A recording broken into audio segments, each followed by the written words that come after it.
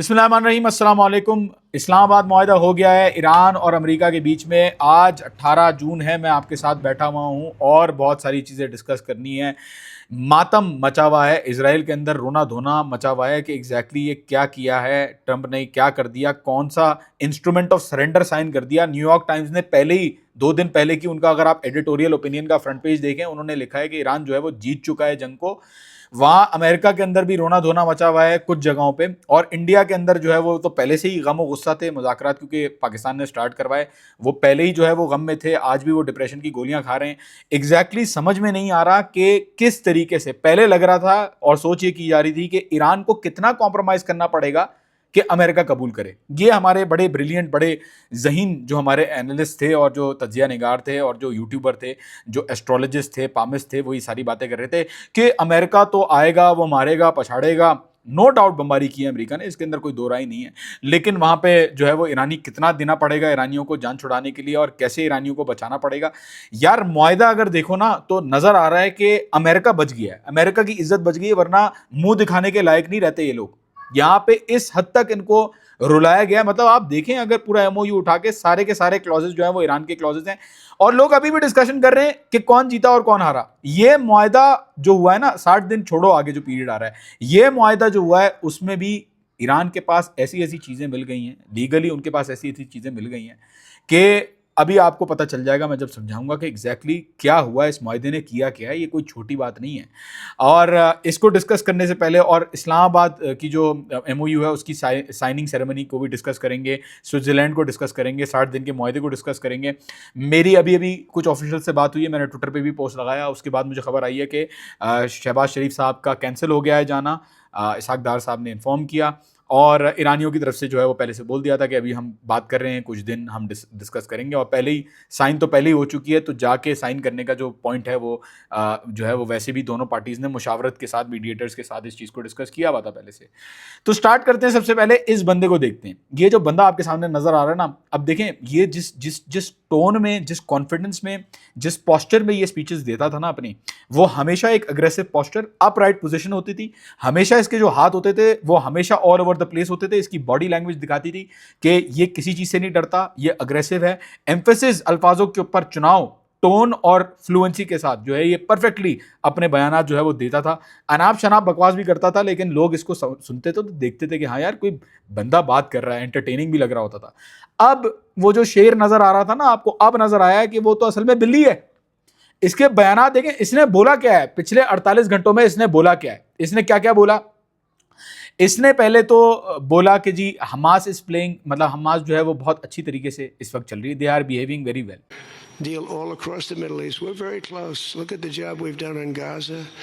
Look at Hamas. Hamas has been very silent. You haven't read anything about Hamas, and they've actually behaved pretty well, considering this was not the lifestyle that they were taught to have. ठीक है, उस पर Emily shredder रोना शुरू हो गई, वो जो जर्नलिस्ट है इजराइल की, वो बोलना शुरू हो गई। कैसे पहले थैंक यू कर रही थी, अब कैसे ये किया, हमास तो टेररिस्ट है, हमास ने तो ऐसा किया है, वैसा किया है, वो गुस्सा शुरू हो गए। Iran should have missiles, why not, Iran के पास मिसाइल्स होने चाहिए, क्यों नहीं होने चाहिए, ट्रंप साहब ने बयान दिया। I said, well, what am I going to do? Am I going to let Saudi Arabia have missiles, but they can't have them? Yes, sir. Doesn't work that way, you know. It doesn't work that way. And missiles aren't the problem. Missiles are, they hurt a little location, but they don't blow up the planet. ये मतलब उनका खुद का बयान है, और इस पे भी रोना धोना शुरू हो गया कि जी मिसाइलें क्या, ये तो मिसाइलों का तो इसने कबूल कर लिया। We are going to unfreeze Iran money, मतलब ईरान के पैसे वो अनफ्रीज करेगा। ट्रंप ने बोला अपनी स्पीच में कि ईरान के पैसे अगर हम वापस नहीं देंगे, ये उनके अपने पैसे हैं, अगर हम वापस नहीं देंगे तो दुनिया हमारे ऊपर भरोसा ही नहीं करेगी, डॉलर के ऊपर भरोसा ही नहीं करेगी। We have taken a lot of their money, and we have their money. We have taken their money. It's not our money. It's their money, and we froze it. At a certain point in time, I guess we're going to have to give it back. You know, if we didn't give it back, nobody would ever invest in the dollar again. अब उसके साथ साथ उसने ये भी कहा कि अगर जंग आगे चलती तो दुनिया तबाह हो जाती, तो हमें तो डील करनी पड़ी। आगे जाके ये भी बोलता है कि ईरान जो है वो स्ट्रेट ऑफ हॉर्मुज़ नहीं खोल रहा था, हमारे रिजर्व जो है वो रन आउट हो जाते, हमारी डील जो है हमें बनानी पड़ रही थी और डील बनानी पड़ी। फिर नेतन्याहू को जो है वो गालियां पहले भी उसने दी थी, नेतन्याहू क्रेजी है, ऐसा है वैसा है, और without me Israel wouldn't exist. लेकिन बहरहाल इस बंदे का पोस्चर बिल्कुल चेंज हो गया है। इसकी आवाज़ के अंदर अगर आप देखें तो इसकी आवाज़ बिल्कुल स्लो हो गई है, इसकी टोन जो है वो लो हो गई है, इसके जो हाथ जो इधर उधर जाते थे ना हर दफा, Bing, bing, bing. Bum, bum. Bing, bing, bong, bong, bing, bing, bing. Bing, bing, bing, bing, bing, bing, bong. Bing, bing, bing, bing, bing. Bing, bing, bing, bing, bing. Bing, bing, bing, bing, bing, bong. उसके हाथ अब नजर आ रहा है कि एक controlled position में जाने की कोशिश कर रहे हैं लेकिन जा नहीं पा रहे। फिर अल्फाज का जो चुनाव है, वो अल्फाज का चुनाव भी अटक अटक के, स्टैमर करके, थोड़ा इधर उधर जाके जो है वो अल्फाज का चुनाव हो रहा है। If you took their money, because I thought about it, I'm not the most perfect person. I said to Scott, why do we keep their money? What the hell are we giving it back to them? But people from lots of nations, some nations we... तो बात aggression से justification पे आ गई है। पहले मतलब यार मैं क्या ही डिस्कस करूं इसके ऊपर, मैं इतनी बात कर चुका हूं, मैं क्या ही बोलूं, लेकिन एक अगर खुलासा लें, इस पूरी डील का अगर खुलासा लिया जाए तो आपको समझ में आएगा कि यहाँ पे खोया क्या और पाया गया। फ्रोजन एसेट्स जो है वो रिलीज हो रहे हैं, हो गए हैं काफ़ी सारे, तो ये भी खबरें आपको आ जाएंगी थोड़े टाइम बाद, ठीक है। $100 बिलियन के जो बाकी जो उसके अंदर 25-24 के अलावा जो 100 की जो अमाउंट है वो पूरी होने में जो है वो देखेंगे क्या होता है। यूएस जो है वो विड्रॉ करेगा अपने ट्रूप्स अगर डील सक्सेसफुल हो जाती है तो, ठीक है। यूएस और एलाइज $300 बिलियन देंगे अगर डील सक्सेसफुल हो जाती है तो। ये सब किस लिए किया?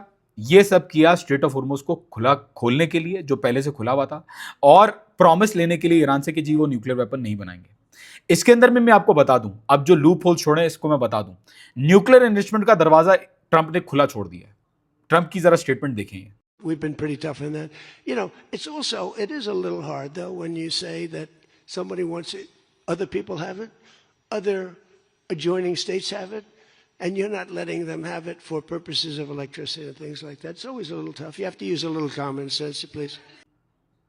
आपको ये नजर आ रहा है स्टेटमेंट से कि क्योंकि ट्रंप ने ऐसा बोला है कि जी उनकी इलेक्ट्रिसिटी के लिए, उनकी बिजली के लिए मवाद तो होना है उनके पास, दूसरों के पास अगर है, पड़ोसियों के पास अगर है तो उनके पास भी होना चाहिए। यार ये जो कहते हैं ना कि वो शेर को जंगल में लाए और वो पिंजरे में किसी ने बंद कर दिया, ये वो वाला काम किया है। लबनान के ऊपर बिल्कुल सवालिया निशान है कि इजराइल ने अभी भी हमले किए हैं लबनान के ऊपर, that is absolutely true. Deal होने के बाद भी हमले किए हैं। ये क्या हो रहा है, क्यों ईरान जवाब नहीं दे रहा? भाई देखो, वहां से तो रेजिस्टेंस फोर्सेस की तरफ से बयान आ गया कि भाई हम बहुत खुश हैं, डील हुई है बेहतरीन, मतलब एमओयू जो है वो बेहतरीन हुआ है। अब पॉइंट सारा ये है कि ईरान ने आमने सामने ला के खड़ा कर दिया है ट्रंप और नेतन्याहू को, और अमेरिका और इजराइल को आमने सामने लाके खड़ा कर दिया है, और दुनिया के सामने फैसला करने के लिए दिखा दिया कि भाई देख लेना कि इनमें से बाप कौन है और बेटा कौन है। तो वो लड़ाई उनकी अपनी चलती रहेगी, स्लोली एंड ग्रेजुअली वो फेज आउट होता रहेगा। और ईरान ने डील के अंदर लबनान की सॉवरेंटी का क्लॉज डाल के ये चीज गारंटी कर ली है कि अमेरिका कहीं भी इधर उधर होता है, इस मामले से कहीं भी इधर उधर होता है, तो ईरान के पास लेजिटिमेट राइट होगा कि क्योंकि अमेरिका ने वायलेशन की तो ईरान जो है वो जवाबी कार्रवाई करेगा।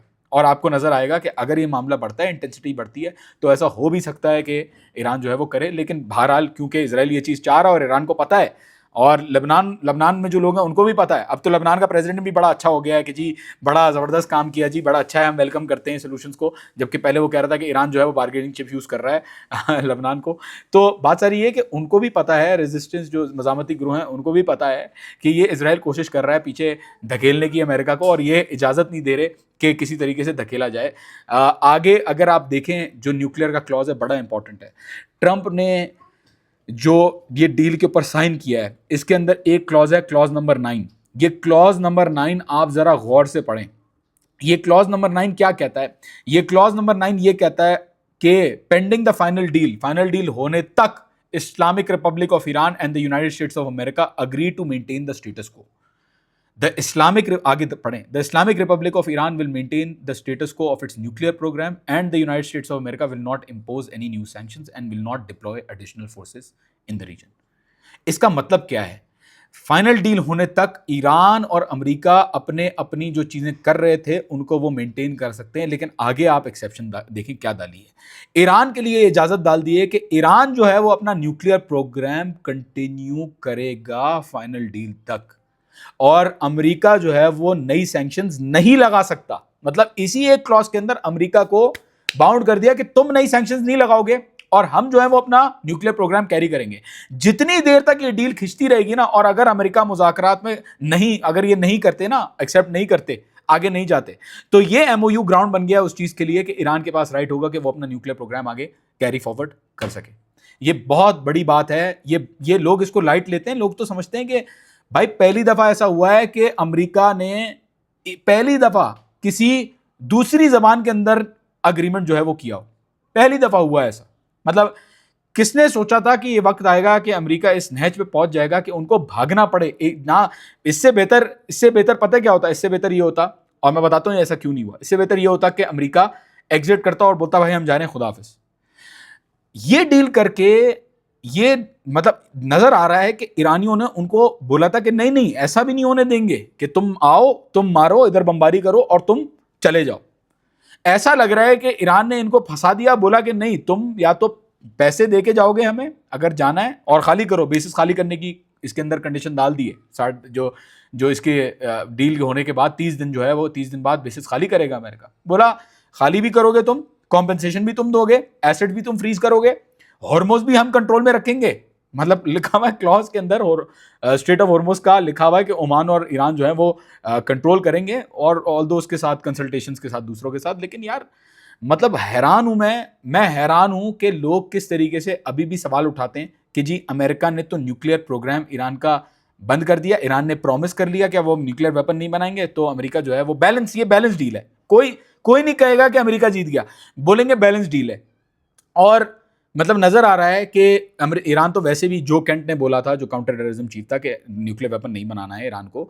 तुलसी गैबार्ड जो डीएनआई की थी, उसने बोल दिया था, हेड थी, उसने बोल दिया था कि न्यूक्लियर वेपन नहीं बना रहा ईरान।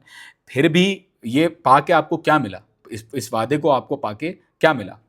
अब आते हैं इस चीज के ऊपर, ये साइन कब हुआ? भाई ये साइन पहले हो चुका था। लबनान के ऊपर जब हमला हुआ उसके बाद जवाबी कार्रवाई में ईरान ने लॉन्चर रेडी कर दिए थे। एंड मौके पे ट्रंप ने बोला भाई ये भी ले लो, ये भी ले लो, ये भी ले लो, और बोला भाई साइन करो, साइन कर, अभी साइन करो इसको। ये साइन करवा लिया था इससे, और ये इसीलिए तब से बिल्ली बना हुआ घूम रहा था। आपने देखा होगा 3-4 दिन से तो ये बिल्कुल ही फुस हुआ है, इसके कोई स्टेटमेंट्स नहीं आ रहे इस तरीके के, कोई जोश जलाल दिखाई या तबाह कर दूंगा, बर्बाद कर दूंगा ऐसे। तो इसीलिए मैंने ट्विटर के ऊपर लगाया कि भाई वो काली पेन हाथ में पकड़े हुए हैं पेजिशकियान साहब, लेकिन साइन जो है वो ब्लू में हुआ है। इसकी वजह ये नहीं है कि अग्रीमेंट हुआ नहीं है, ऑब्वियसली हुआ है। लोग उस पर शोर मचाना शुरू हो गए कि नहीं जी ऐसा क्या वैसा क्या। भाई बात सारी है कि ये पहले हो चुका था, ये फॉर्मली दिखाया जो है वो बाद में है।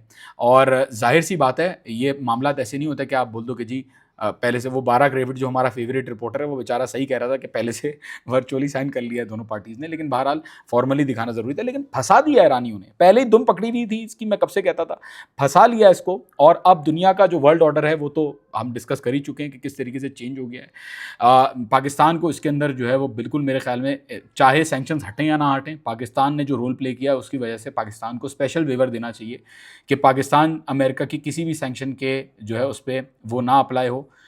ईरान की गैस पाइपलाइन बनने की वेवर अलग से मिलनी चाहिए पाकिस्तान को। आई थिंक ना भी वेवर गैस पाइपलाइन के लिए ना भी दो आप, लेकिन पाकिस्तान को कुछ ना कुछ ऐसा दो जिसपे उनको जो है वो फ़ायदा हो, मटेरियली फ़ायदा हो। क्योंकि यार जाहिर है मेहनत तो की है पाकिस्तान ने इसमें, और कतर ने भी नो डाउट इसमें बहुत मेहनत की आखिरी वक्तों में आगे। तो बहरहाल अब देखते हैं आगे। 60 दिन का मामला, लोग कह रहे हैं 60 दिन में कुछ नहीं होगा। बिल्कुल सही बात है, मेरा भी यही मानना है कि 60 दिन तक जो चीज़ें हैं मुज़ाकरात आगे नहीं बढ़ेंगे अनफॉर्चुनेटली। क्योंकि मेरी कहने की वजह ये नहीं है कि इसराइल कुछ करेगा या अमेरिका कुछ कर लेगा। मेरे कहने की वजह यह है कि ये क्यों आगे नहीं बढ़ पाएगा, मुझे जो लग रहा है वो इसलिए लग रहा है क्योंकि अमेरिकन कांग्रेस से इस डील को अप्रूव करवाना ज़रूरी है। अगर 60 दिन की डील हो भी जाए, ये मामला तय भी पा जाता है, तो क्या गारंटी है कि यूएस की कांग्रेस के अंदर चीज़ें जो है रिजॉल्व होंगी। और हमें पता है यूएस की कांग्रेस के अंदर किसका इन्फ्लुएंस है वहाँ पे, सबको पता है। तो कोई गारंटी नहीं है कि यूएस कांग्रेस इसको अप्रूव करेगी, सैंक्शंस जो हैं वो हटेंगी फाइनली, और हो सकता है सैंक्शंस हट भी जाए। नेक्स्ट प्लान क्या है इनका मैं बता देता हूँ। सैंक्शंस अगर हट भी जाती हैं, सब कुछ हो जाता है टेम्परेली, 60 डेज का आपको अगर नजर आ भी जाता है, तो उसके बाद आपको नजर आएगा, फिर ये शुरू हो जाएंगे कि जी ईरान की बैलिस्टिक मिसाइल प्रोग्राम ऐसी है, ईरान की बैलिस्टिक मिसाइल प्रोग्राम वैसी है। तो बात सारी ये है कि ये मामला मुझे नहीं लगता कि इस डील के बाद भी, 60 दिन की डील होती है, इसके बाद भी ये मामला रुकेगा।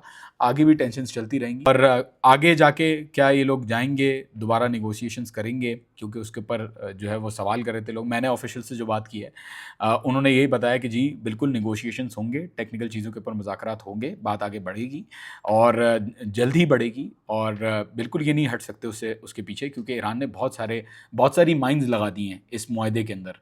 एक तो इसराइल वाली माइन है कि इसराइल के खिलाफ जो है वो अटैक कर सकता है ईरान, अगर ये कंप्लीट नहीं होती चीज़ें। और दूसरा ये है कि अमेरिका जितनी देर लगाता है इस माहदे को पूरा करने के लिए, उतनी देर तक ईरान का न्यूक्लियर प्रोग्राम जो है वो चलता रहेगा। लोग ना बड़ा अंडर एस्टिमेट करते हैं ईरान को कि जी ईरान ऐसा नहीं तो वैसा नहीं। ईरान ने इतने बुत तोड़े, पहले से बुत तोड़ते हुए ईरान आ रहा था कि ये बुत तोड़ दिया उन्होंने आयरन डोम का, कि जी लेजर डोम है F-35 के बुत तोड़ दिए, स्ट्रेट ऑफ हॉर्मुज के बुत तोड़ दिए, अमेरिका के बेसिस के ऊपर कोई अटैक नहीं कर सकता, ये भी बुत तोड़ दिया। ये भी बुत तोड़ दिया कि अमेरिका किसी को सिक्योरिटी प्रोवाइड कर सकता है। ये सारी इज्जत मट्टी में पलीत होके, गुड बाय करके, एक पैकेट में बंद करके ये MOU में चली गई है। भले 60 दिन की डील हो ना हो, कोई फर्क नहीं पड़ता। ये मुआहदा हिस्ट्री में रिकॉर्डेड किया जाएगा as the surrender of the United States, मेरे ख्याल में। अभी मीडिया के जो आर्टिकल्स हैं जो आप देखेंगे आते हुए, वो भी इस चीज़ को दिखा देंगे। न्यूयॉर्क टाइम्स वगैरह तो पहले से ही कहते आ रहे हैं, और आपको कोई ज़हीन शख्स होने की ज़रूरत नहीं है इस बात को समझने के लिए कि अमेरिका के पास बिल्कुल भी ऑप्शंस नहीं है, वो हार चुका है। इंशाल्लाह दोबारा मुलाकात होगी, अपना ख्याल रखिएगा, खुदा हाफिज़।